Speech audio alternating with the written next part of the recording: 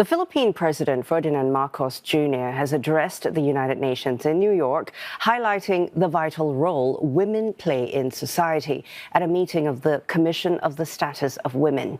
And he's also using the visit to rally support for the Philippines' bid for a non-permanent seat on the UN Security Council. Mitch McCann filed this report for CNA from New York.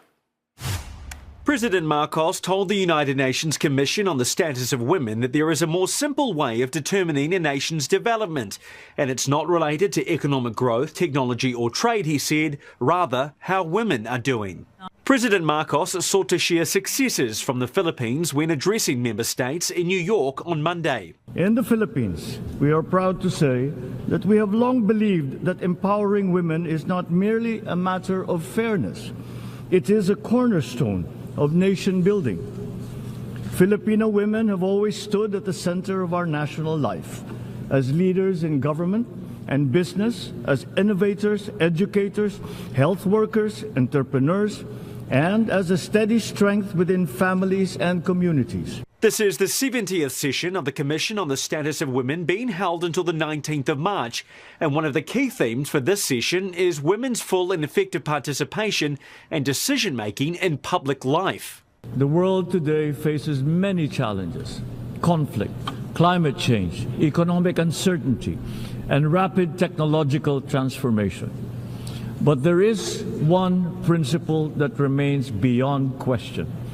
We cannot hope to solve the great challenges of our time if half of our humanity is excluded from shaping those solutions.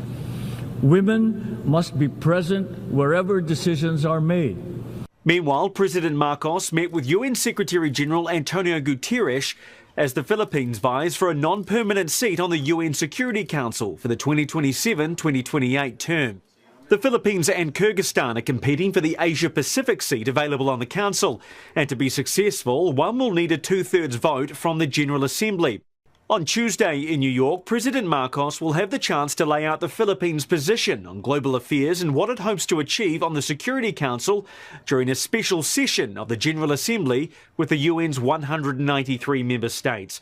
President Marcos says he hopes to convey the aspirations of the Filipino people for peace and solidarity, while calling for restraint, dialogue and respect for international law. For CNA, I'm Mitch McCann at the United Nations in New York.